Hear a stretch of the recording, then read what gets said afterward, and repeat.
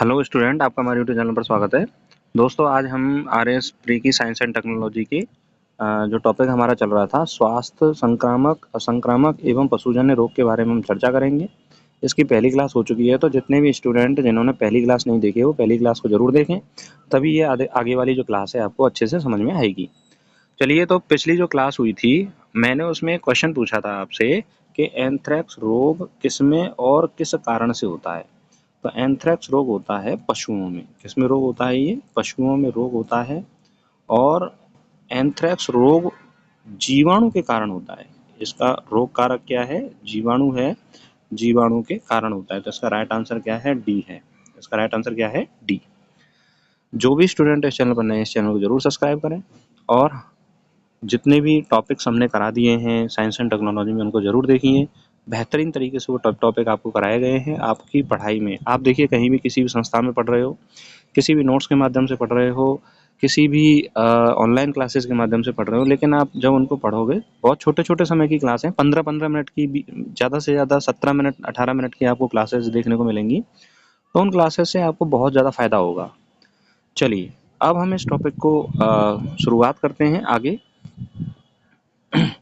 देखिए, भारत में स्वास्थ्य देखभाल से जुड़ी चुनौतियां कौन कौन सी हैं? यानी हमारा जो भारत देश है, उसमें स्वास्थ्य से संबंधित कौन कौन सी चुनौतियां हैं। सबसे पहले है ग्रामीण क्षेत्रों में स्वास्थ्य सेवाओं में कमी। देखिए, आपको पता होगा कि भारत एक ग्राम प्रधान देश है, यानी यहाँ पर गाँवों की जो है संख्या ज़्यादा है, और जब गाँव की संख्या ज़्यादा है तो जनसंख्या भी गाँव में ज़्यादा निवास करती है। भारत सरकार अभी सभी गाँवों में वो चिकित्सा सुविधाएं उपलब्ध नहीं करा पाई है जो विकसित देशों में पाई जाती हैं। तो ग्रामीण क्षेत्रों में हमारी स्वास्थ्य सेवाओं में क्या है? कमी है। ये हमारे लिए एक चुनौती है। डॉक्टरों और स्वास्थ्य कर्मचारियों की कमी। देखिए, भारत में हमारे यहाँ मेडिकल कॉलेज जो हैं वो कम हैं, जिससे कि डॉक्टर जो हैं वो हम कम निर्मित कर पाते हैं। और जब डॉक्टरों की कमी है तो बहुत सारी जनसंख्या कम, जो डॉक्टरों की संख्या उन पर निर्भर है। आपने देखा होगा कि हमारे देश के बहुत सारे बच्चे जो हैं, रशिया है, यूक्रेन है, आपका उज्बेकिस्तान है, तजाकिस्तान है, नेपाल है, और इंडोनेशिया है, इन देशों से एमबीबीएस करके आते हैं। तो उसका कारण यही है कि भारत में उतनी सीटें नहीं हैं जितनी सीटें ज़रूरत है भारत को। लेकिन धीरे धीरे सरकार इसकी तरफ ध्यान दे रही है। बहुत सारे मेडिकल कॉलेज खोले जा रहे हैं, बहुत सारी मेडिकल संस्थाओं को विकसित किया जा रहा है, एम्स खोले जा रहे हैं। तो जिस तरह से हमारा देश धीरे धीरे विकसित होगा, उसी तरह से इनके मेडिकल सुविधाओं की भी क्या होगी? तरक्की होगी। जागरूकता की कमी। देखिए, जागरूकता की कमी होने के कारण भी लोग अक्सर बीमार पड़ते हैं। यानी हमें मौसम जब बदलाव हो रहा है, तो उस समय यदि हम सही तरीके से अपना ख्याल रखेंगे, ध्यान रखेंगे, तो हम कम बीमार पड़ेंगे। तो यदि हमें बीमारियों के प्रति जागरूकता है, जैसे एड्स हुआ, कैंसर हुआ, या अन्य बीमारियां हैं, उनके प्रति यदि जनसंख्या में जागरूकता है तो वह कम बीमार पड़ेंगे। तो यदि जागरूकता सही समय पर सही तरीके से दिया जाए, तो जो स्वास्थ्य समस्याएं हैं वो बहुत हद तक हल हो सकती हैं। लेकिन हमारे यहाँ जागरूकता की भी क्या है? कमी देखी जाती है। संक्रमण नियंत्रण में लापरवाही। देखिए, जो गवर्नमेंट सेक्टर है या प्राइवेट सेक्टर है, वो यदि संक्रमण होता है तो संक्रमण को नियंत्रण करने में भी क्या करते हैं? वो लापरवाही करते हैं। अब जो संक्रमण या बीमारी का संक्रमण का नियंत्रण में अगर लापरवाही बरती जाएगी, तो रोग का नियंत्रण भी धीरे धीरे क्या हो जाएगा? कम हो जाएगा, और व्यक्ति बीमार हो जाएंगे। तो हमारी स्वास्थ्य संबंधी समस्याएं जो है वो खड़ी हो जाएंगी। बढ़ती जीवन शैली संबंधी बीमारियां। देखिए, आप देख रहे होंगे, आधुनिक जो जीवन शैली है वो आराम प्रधान जीवन शैली है। यानी यहाँ पर मनुष्य जो है वो शारीरिक परिश्रम कम कर रहे हैं और आराम की वस्तुओं का उपभोग ज़्यादा कर रहे हैं। अब यदि हमारा शरीर शारीरिक परिश्रम कम करेगा, तो हमारे जो शरीर की जो कोशिकीय जैविक क्रियाएं हैं वो धीरे धीरे कम कम होंगी, और जो कम होंगी तो हमारा जो शरीर है वो रोगों के प्रति आगे बढ़ता चला जाएगा। हमारे प्रतिरक्षा तंत्र क्या हो जाता है? कमजोर हो जाता है। यदि हमारा प्रतिरक्षा तंत्र कमजोर हो गया, तो हम बीमार धीरे धीरे क्या होते जाएंगे? पड़ते जाएंगे। तो कुछ ये प्रमुख जो समस्याएं हैं, ये हमारे भारत में देखी जाती हैं। पहली कौन सी है? ग्रामीण क्षेत्रों में स्वास्थ्य सेवाओं की कमी। दूसरी है डॉक्टरों और स्वास्थ्य कर्मचारियों की कमी। तीसरी है जागरूकता की कमी। और चौथा है संक्रमण नियंत्रण में लापरवाही। और पांचवा है बढ़ती जीवन शैली संबंधित बीमारियां। ये प्रमुख जो समस्याएं हैं हमारे भारत में, यह प्रमुख समस्याएं देखी गई हैं, और ये हमारे लिए क्या बनी हुई है? चुनौती बनी हुई है। तो इन चुनौतियों का हमें धीरे धीरे क्या कर रहे हैं? सामना करना होगा, और जागरूकता भी बढ़ानी होगी। स्वास्थ्य सेवाओं में भी क्या करनी पड़ेगी? वृद्धि करनी पड़ेगी, और ऐसा हमारी सरकार जो है वो धीरे धीरे कर रही है। देखिए, जिस तरह से आर्थिक संपन्नता आती है, सुविधाओं में भी उतनी ही वृद्धि हम करते चले जाते हैं। नेक्स्ट है स्वास्थ्य देखभाल के लिए सरकारी योजनाएं। तो देखिए भारत सरकार के द्वारा राष्ट्रीय स्तर पर स्वास्थ्य देखभाल के लिए कौन-कौन सी सरकारी योजनाएं चलाई जा रही हैं। पहली है आयुष्मान भारत योजना। आयुष्मान भारत योजना के तहत गरीबों को स्वास्थ्य सेवाओं की उपलब्धता कराई जाती है। यानी जो गरीब लोग हैं वह निःशुल्क अपना इलाज करा सकते हैं। तो राष्ट्रीय स्तर पर आयुष्मान भारत योजना है वो चलाई जा रही है। दूसरी है राष्ट्रीय स्वास्थ्य मिशन, नेशनल हेल्थ मिशन। ग्रामीण क्षेत्रों में स्वास्थ्य योजनाओं का विस्तार किया जा रहा है। यानी कि राष्ट्रीय स्वास्थ्य मिशन के तहत जो हमारे गाँव हैं उनमें प्राथमिक स्वास्थ्य केंद्र, उप स्वास्थ्य केंद्र और धीरे-धीरे जो नर्स हैं उनकी उपलब्धता कराई जा रही है और कई सारे जो बड़े गाँव हैं वहाँ पर हॉस्पिटल खोले जा रहे हैं। तो वो किसके तहत खोले जा रहे हैं? राष्ट्रीय स्वास्थ्य मिशन के तहत वहाँ पर खोले जा रहे हैं। तीसरा है मातृत्व वंदना योजना। देखिए ये इम्पोर्टेंट है, परीक्षा में पूछी जा सकती है कि मातृत्व वंदना योजना का संबंध किससे है? गर्भवती महिलाओं के लिए पोषण और स्वास्थ्य से संबंधित है। यानी गर्भवती महिलाओं के लिए पोषण जो उपलब्ध कराया जा रहा है राष्ट्रीय स्तर पर, वो कौन सी योजना चलाई जा रही है? मातृत्व वंदना योजना। इसके द्वारा राष्ट्रीय स्तर पर स्वास्थ्य की देखभाल की जा रही है। अगली जो योजना है राष्ट्रीय स्तर पर, राष्ट्रीय पोषण मिशन। राष्ट्रीय पोषण मिशन मैंने देखिए जब आहार वाला जो टॉपिक है उसमें भी इसको डिटेल से समझाया है, तो उसको आप जरूर देखिए। राष्ट्रीय पोषण मिशन के तहत कुपोषण उन्मूलन अभियान चलाया जा रहा है। यानी कि इस तरह का पोषण पदार्थ दिए जाएं कि व्यक्ति जो है वो कुपोषण का शिकार ना हो। तो इस अभियान को किसके तहत चलाया जा रहा है? राष्ट्रीय पोषण मिशन के तहत चलाया जा रहा है। और पांचवी योजना है मलेरिया उन्मूलन कार्यक्रम। यानी जो मलेरिया रोग है जिसके कारण बहुत सारी बीमारी के रूप में ये फैल सकता है, या बहुत सारी पुराने समय में मलेरिया के रोग के कारण बहुत सारे लोगों की मृत्यु हुई है, तो उसके उन्मूलन के लिए राष्ट्रीय स्तर पर मलेरिया उन्मूलन कार्यक्रम चलाया जा रहा है।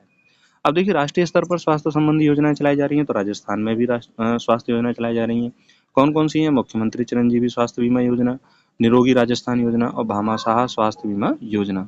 तो राजस्थान में कौन सी स्वास्थ्य योजनाएं हैं? मुख्यमंत्री चिरंजीवी स्वास्थ्य बीमा योजना, निरोगी राजस्थान अभियान और भामाशाह स्वास्थ्य बीमा योजना। थोड़ी देर बाद हम इनको थोड़ा डिटेल में भी पढ़ेंगे कि भाई इन योजनाओं का संबंध किस बात से है। अब हम बात करते हैं संयुक्त राष्ट्र के सतत विकास के लक्ष्य एसडीजी। यानी संयुक्त राष्ट्र जो है उसने सतत विकास के लक्ष्य निर्धारित किए हैं। उसका जो लक्ष्य नंबर 3 है, उस 3 में ये बताया गया है कि सभी के लिए स्वस्थ जीवन सुनिश्चित करना। यानी कि आपसे यदि क्वेश्चन पूछा जाए कि संयुक्त राष्ट्र के जो सतत विकास लक्ष्य हैं उसमें कौन से नंबर का लक्ष्य निर्धारित करता है कि सभी के लिए स्वस्थ जीवन सुनिश्चित किया जाना चाहिए, तो वह लक्ष्य नंबर 3 है, जिसमें इसका उद्देश्य क्या है? मातृ मृत्यु दर को घटाना। यानी कि जब बच्चे का जन्म होता है तो माताएं जो हैं वो कई बार बच्चे के प्रसव के समय ही मृत्यु हो जाती है। तो उस जन्म दर के समय मातृ मृत्यु दर को क्या करना? घटाना।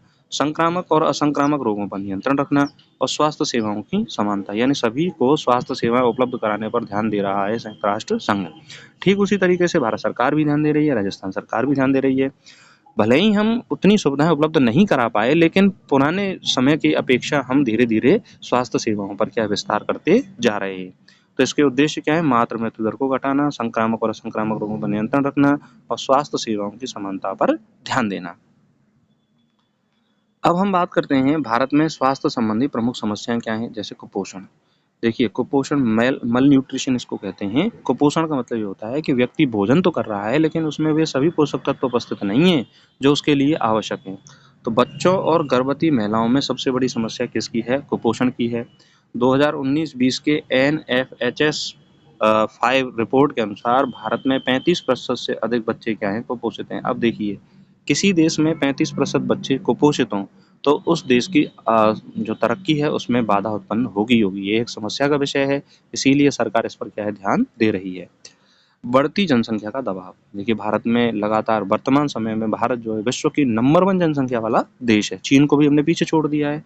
तो जब जनसंख्या ज़्यादा होगी तो हम उतनी स्वास्थ्य सुविधाएं उपलब्ध सभी को नहीं करा पाएंगे जितनी हमारी आर्थिक संपन्नता अभी है। तो स्वास्थ्य सेवाओं का विस्तार जो होगा उस पर अतिरिक्त भार आएगा भाई, उसके लिए पैसा अतिरिक्त खर्च करना पड़ेगा। अस्पतालों और चिकित्सा सुविधाओं में कमी होगी, यानी हम हॉस्पिटल इतने अच्छे नहीं खोल पाएंगे और चिकित्सा सुविधा भी उतनी अच्छी उपलब्ध नहीं करा पाएंगे यदि जनसंख्या क्या होगी? बढ़ेगी। तो कुपोषण भारत में एक प्रमुख समस्या है और जनसंख्या बढ़ना भी एक भारत में स्वास्थ्य संबंधी प्रमुख समस्या है। तीसरी जो समस्या है संक्रमण नियंत्रण में असफलता। देखिए बहुत सारे जो रोग हैं जैसे टीबी है, मलेरिया है और डेंगू है, ये बीमारियां जो है वो संक्रमण के कारण फैलती हैं तो सरकार अभी इतनी सुनिश्चित नहीं कर पाई है कि इनका संक्रमण जो है वो एक साथ रोक दिया जाए। तो कई बार ये बीमारियाँ जो है महामारी के रूप में भी क्या हो जाती है, फैल जाती हैं, तो यह भी हमारे लिए क्या है, समस्या है। चौथी है मानसिक स्वास्थ्य अपेक्षा। डिप्रेशन और मानसिक विकार तेजी से बढ़ रहे हैं। देखिए आज की जो जीवन शैली है, उस जीवन शैली के अनुसार यदि व्यक्ति यानी किसी अपने निर्धारित लक्ष्य को पाने में असमर्थ हो जाता है, तो वह डिप्रेशन का शिकार हो जाता है, मानसिक विकार का शिकार हो जाता है। तो सरकार का अभी इस तरफ कोई ध्यान नहीं है कि वो डिप्रेशन को कैसे कम करे, मानसिक विकार को कैसे कम करे। जागरूकता और संसाधनों की कमी।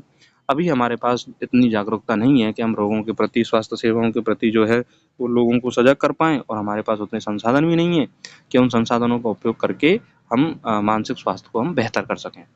स्वास्थ्य सेवाओं में असमानता। शहरी और ग्रामीण क्षेत्रों के बीच बड़ा अंतर है। देखिए गाँव में इतने अच्छे हॉस्पिटल गवर्नमेंट नहीं उपलब्ध करा पाई है जितने शहरों में अच्छे हॉस्पिटल होते हैं। तो यह भी हमारे लिए समस्या है, क्योंकि गाँव में यदि कोई बीमार पड़ गया तो तुरंत उसको उपचार उपलब्ध नहीं होगा। उसको उपचार कराने के लिए कहाँ जाना पड़ेगा? शहर जाना पड़ेगा। निजी और सरकारी स्वास्थ्य सेवाओं का असंतुलन। अब हम देखते हैं कि जो वर्तमान समय में भाई आप आपके घर से या कहीं कोई बीमार हो जाता है तो प्राइवेट हॉस्पिटल को प्राथमिकता देते हैं, गवर्नमेंट हॉस्पिटल को उतनी प्राथमिकता नहीं देते। उसका कारण ये है कि गवर्नमेंट हॉस्पिटल में उतना उचित और तीव्र उपचार उपलब्ध नहीं हो पाता जितना प्राइवेट हॉस्पिटल में हो जाता है। भाई देखभाल बहुत अच्छी होगी, तुरंत उपचार उसका शुरू कर दिया जाएगा, लेकिन गवर्नमेंट हॉस्पिटल में फॉर्मेलिटी पूरी करेंगे, फिर कोई स्टाफ आ रहा है या नहीं आ रहा, कोई काम कर रहा है या नहीं कर रहा, कोई डॉक्टर उपस्थित है या नहीं है, तो वो सारी चीज़ें वहाँ पर हमें देखने को मिलती हैं। तो गवर्नमेंट हॉस्पिटल में उतनी सुविधाएं उपलब्ध न होने के कारण भी स्वास्थ्य समस्या हमारे लिए बनी हुई है। तो सरकार को इसकी तरफ ध्यान देना चाहिए। तो संक्रमण नियंत्रण में असफलता हुई, मानसिक स्वास्थ्य की उपेक्षा हो रही है, और स्वास्थ्य सेवाओं में असमानता के कारण भी हमारे भारत में क्या है, स्वास्थ्य संबंधी समस्याओं की चुनौती बनी हुई है। अब हम देखते हैं कि भारतीय चिकित्सा प्रणाली की विशेषता क्या है। Traditional and modern medicines. देखिए भारत में जो चिकित्सा प्रणाली है, सबसे पहली जो चिकित्सा प्रणाली है वह है आयुर्वेद। देखिए आप और हम सब जानते हैं कि घर पर हम आज भी आयुर्वेद उपचार पद्धति का उपयोग करते हैं कि भाई कोई बीमारी हो गई तो तुलसी का उपयोग कर लीजिए, जुकाम हो गया या खांसी हो गई तुलसी का उपयोग कर लीजिए, या घर में हमारे जो मसाले हैं, लौंग है, काली मिर्च है, इनका उपयोग करते हैं। तो ये आयुर्वेदिक उपचार पद्धति के अंतर्गत आते हैं। तो आयुर्वेद उपचार पद्धति भारत की पारंपरिक चिकित्सा प्रणाली है। इसमें पंचकर्म जड़ी बूटियों का उपयोग किया जाता है। भारत में दूसरी चिकित्सा प्रणाली कौन सी है? यूनानी चिकित्सा प्रणाली। इसमें मुख्य रूप से शरीर के 4 तत्व खून, बलगम, पित्त और सॉलिड पदार्थ पर आधारित उपचार किया जाता है। तो इसमें शरीर के 4 तत्वों का ध्यान रखा जाता है। खून, बलगम, पित्त और सॉलिड पदार्थों पर आधारित चिकित्सा की व्यवस्था की जाती है यूनानी चिकित्सा के अंतर्गत। तीसरी जो चिकित्सा प्रणाली है वह है होम्योपैथी। शरीर की प्राकृतिक उपचार क्षमता को बढ़ावा देने पर आधारित है कि भाई नेचुरली जो उपचार क्षमता है या नेचुरली हमारा शरीर रोगों से लड़ने में कैसे सक्षम होगा, तो उस पर जो होम्योपैथी है जोर देती है, और उसकी दवाइयाँ भी धीरे धीरे क्या करती हैं, हमें असर करती हैं। चौथी जो उपचार प्रणाली है वह है एलोपैथी। एलोपैथी जो हमारे जो वर्तमान में हम जो भी हॉस्पिटल देखते हैं तुरंत उपचार करने के लिए, तो वो सब एलोपैथी है। आधुनिक चिकित्सा जिसमें ड्रग्स मतलब दवाइयाँ और सर्जरी का उपयोग शामिल किया जाता है। और पांचवी जो चिकित्सा प्रणाली है वह है योग और प्राकृतिक चिकित्सा, जिसमें शरीर और मन के संतुलन पर ध्यान दिया जाता है। तो 5 प्रकार की जो चिकित्सा सेवाएं हैं भारत में, इनका उपयोग किया जा रहा है, और इन चिकित्सा सेवाओं से हम धीरे धीरे स्वास्थ्य संबंधी समस्याओं को क्या कर रहे हैं, निजात पाने में सक्षम हो रहे हैं। लेकिन अभी अभी मैंने आपको बताया कि जनसंख्या ज़्यादा है, फिर अभी हम चिकित्सा जो सेवाएं उतनी विस्तार नहीं कर पाए, अतिरिक्त प्रभार पड़ता है, खर्चा ज़्यादा आता है, तो धीरे धीरे हम भले ही आगे बढ़ रहे हैं लेकिन हम चिकित्सा सेवाओं की तरफ आगे बढ़ रहे हैं। अब देखिए हम बात करें भारत में महामारी का इतिहास क्या रहा है और कैसे प्रबंधन उसका किया गया। देखिए सबसे पहले आया स्पेनिश फ्लू 1918-20 में। इसमें लाखों लोगों की मृत्यु हुई और भारत में स्वास्थ्य सेवाओं के बुनियादी ढांचे पर इसका बड़ा प्रभाव पड़ा। दूसरी प्लेग महामारी 20वीं सदी में आई, खासकर मुंबई और गुजरात में व्यापक प्रभाव पड़ा था। प्लेग हम इतिहास में भी इसमें पढ़ते हैं कि प्लेग महामारी आई थी जिसमें लाखों लोगों की क्या हुई थी, मृत्यु हुई थी। तीसरी जो महामारी है वह कोविड-19 2019 और 22 के बीच आई। यह एक वैश्विक महामारी थी जिसमें भारत में लॉकडाउन हुआ और टीकाकरण अभियान चलाया गया। आरोग्य सेतु ऐप इसमें हमने उपयोग किया और अन्य डिजिटल स्वास्थ्य सेवाओं की शुरुआत हमने इसमें की। तो कोविड-19 तो हमने सभी ने देखा है, तो यह भी एक महामारी थी जिसमें हम स्वास्थ्य तंत्र जो था हमारा विफल पड़ गया, हमारा ही क्या पूरे विश्व का ही विफल पड़ गया था, लेकिन हमने उससे भी क्या है निजात पाई और हमने उसका टीका बनाया और उस टीके के सहायता से हम निरोगी हुए। इन महामारियों से हमें क्या सीख मिलती है? देखिए, ये महामारियाँ हमारे देश में आईं, तो इनसे हमें क्या सीख मिलती है? इनसे हमें ये देश विदेश में ये सीख मिलती है कि आपातकालीन सेवाओं का विकास की बहुत ज़रूरी है। यानी यदि कोई महामारी फैलती है, तो तुरंत हम उन सेवाओं को उपलब्ध कराएँ, जिससे उस महामारी को कंट्रोल किया जा सके। स्वास्थ्य सेवाओं का डिजिटलाइज़ेशन होना चाहिए। डिजिटलाइज़ेशन से मतलब ये है कि यदि कोई जो रोगी है, वो डॉक्टर के पास नहीं भी जा पा रहा है, तो ऑनलाइन परामर्श के माध्यम से वह डॉक्टर से बातचीत करके अपने उपचार करवा सकता है। और स्वास्थ्य अनुसंधान पर निवेश, यानी कि स्वास्थ्य अनुसंधान पर, स्वास्थ्य समस्याओं के अनुसंधान पर, प्रबंधन पर भारत सरकार को पैसा खर्च करने की आवश्यकता है, जिससे हम नई-नई तकनीकों का विकास करें और हमें स्वास्थ्य संबंधी जो समस्या है उनका क्या करें, हम निराकरण करें। नेक्स्ट है वैश्विक स्वास्थ्य संगठन WHO का योगदान स्वास्थ्य सेवाओं में क्या है? देखिए, सबसे पहले ये पूछा जा सकता है आपसे WHO की स्थापना कब हुई? तो 7 अप्रैल 1948 को WHO की स्थापना हुई। इसका मुख्यालय नॉर्मली परीक्षा में पूछा जाता है जेनेवा स्विट्जरलैंड में है। ये इंपॉर्टेंट है, इसको याद रखें आप। जेनेवा स्विट्जरलैंड में WHO का मुख्यालय है। इसके उद्देश्य क्या है? वैश्विक स्वास्थ्य नीति का निर्धारण करना, यानी वैश्विक स्तर पर लोगों को स्वस्थ बनाने के लिए कौन-कौन से नियम या कौन-कौन सी नीतियाँ बनाई जा सकती हैं, उन पर ध्यान देता है WHO, वर्ल्ड हेल्थ ऑर्गेनाइजेशन। महामारी और आपात स्थिति का प्रबंधन करना, यानी किसी देश में या विश्व में महामारी आ रही है तो उसका नियंत्रण कैसे किया जाए, उसका ध्यान रखता है WHO। स्वास्थ्य में अनुसंधान और विकास को बढ़ावा देना, तो स्वास्थ्य में जब अनुसंधान होगा, विकास होगा, तो उस पर हम कैसे बढ़ावा दे सकते हैं, तो उस पर भी ध्यान देता है WHO। तो इन सभी उद्देश्यों को लेकर WHO पूरे विश्व में कार्य कर रहा है। इसकी स्थापना 7 अप्रैल 1948 को हुई और इसका मुख्यालय कहाँ पर है? जेनेवा स्विट्जरलैंड में इसका मुख्यालय है। WHO की प्रमुख पहलें क्या है? टीकाकरण अभियान, यानी यदि कोई महामारी आ जाती है तो वो टीकाकरण अभियान को पहल के रूप में रखता है। सतत विकास लक्ष्य के तहत स्वास्थ्य लक्ष्य जो बनाए हैं वो किसने बनाए हैं? WHO ने बनाए हैं। और महामारी की निगरानी और नियंत्रण रखना जो है उसकी क्या है? प्रमुख पहलें हैं। अब हम बात करते हैं राजस्थान में स्वास्थ्य चुनौतियाँ क्या हैं। देखिए, राजस्थान में पानी से जुड़ी बीमारियाँ हैं, जैसे फ्लोराइड और आर्सेनिक युक्त पानी है। राजस्थान में फ्लोराइड और आर्सेनिक युक्त पानी है। इससे जो जल से जनित रोग हैं, जैसे डायरिया है, हैजा है, यह रोग हो जाते हैं। मलेरिया और डेंगू का नियंत्रण, डेंगू में मानसून के बाद यदि मच्छरों की वृद्धि होती है तो राजस्थान में मलेरिया और डेंगू की जो बीमारियाँ हैं वो भी बहुत तेज़ी से फैलती हैं।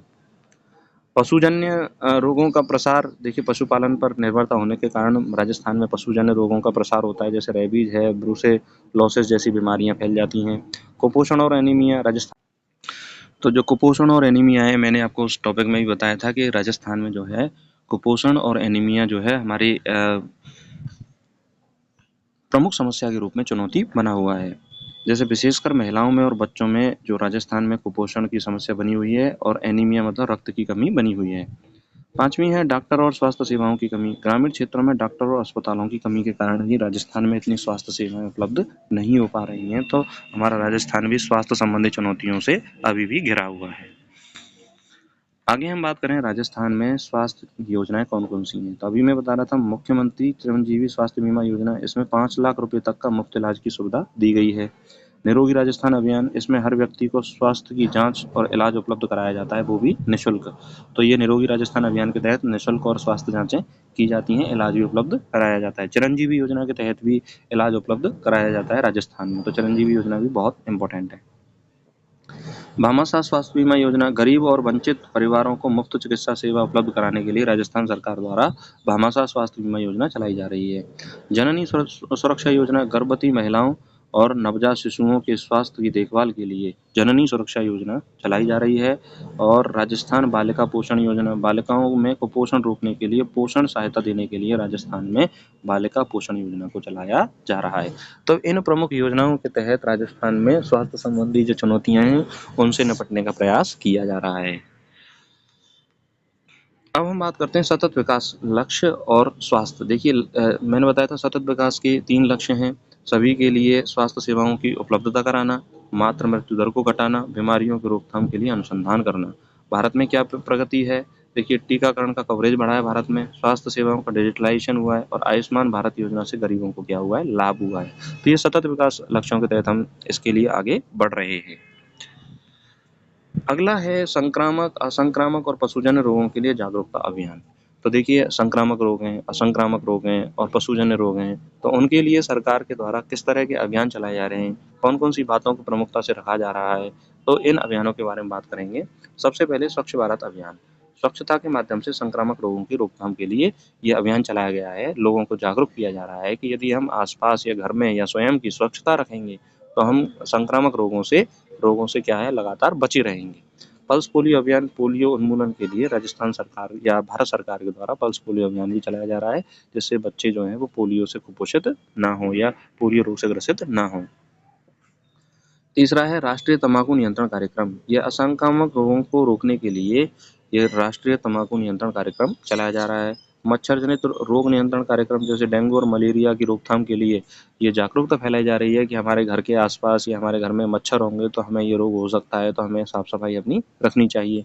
डिजिटल स्वास्थ्य सेवाएं जैसे आरोग्य सेतु ऐप, ई संजीवनी पोर्टल, इसके माध्यम से भी भारत सरकार ये प्रयास कर रही है कि किसी भी तरीके से हम स्वास्थ्य सेवाओं को आम आदमी तक पहुंचा सकें और हम जो स्वास्थ्य लक्ष्य हैं उनको प्राप्त कर सकें, क्योंकि यदि देश स्वस्थ होगा तभी हम आगे तरक्की कर सकते हैं।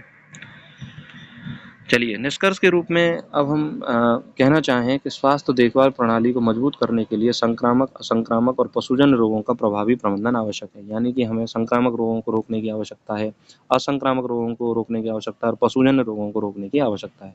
सरकार, समाज और व्यक्तियों की संयुक्त भूमिका इन चुनौतियों से निपटने में क्या होगी, सहायक होगी। यानी सरकार इसमें सहायता दे, समाज इसमें सहायता दे और हमें स्वयं भी जानकारी रखनी होगी कि भाई किस तरह से हम इन रोगों पर नियंत्रण रख सकते हैं। तो ये अगर हम जानकारी रखेंगे, हम स्वयं प्रयास करेंगे, स्वच्छता पर प्रयास करेंगे और प्रत्येक नागरिक में जागरूकता की ओर भावना को फैलाएंगे, तो हम कहीं न कहीं स्वास्थ्य संबंधी चुनौतियों को कम करने में या उन्हें पूरी तरह से समाप्त करने में सफल सिद्ध होंगे।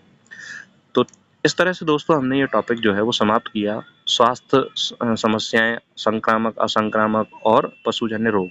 देखिए ये वैसे जो सिलेबस के अकॉर्डिंग जो ये टॉपिक है वो समाप्त हो चुका है, लेकिन फिर भी मन में जिज्ञासा रहती है कि सर आपने रोग चैप्टर पढ़ाऊंगा, उस चैप्टर के माध्यम से आपको जैसे प्रमुख रोग हैं तो उसमें मैं मलेरिया के बारे में बताऊंगा, कैंसर के बारे में, डेंगू के बारे में और एंथ्रेक्स के बारे में और ये जो पशुओं में खुरपका मुंहपका रोग है वो उसके बारे में बताएंगे, एड्स के बारे में आपको बताएंगे और बहुत सारे जो रोग हैं मानव में या पशुओं में जो रोग लगते हैं उनके बारे में हम प्रमुख रोगों के नाम से एक टॉपिक से एक अलग से चैप्टर बनाएंगे और उसकी क्लास लेंगे।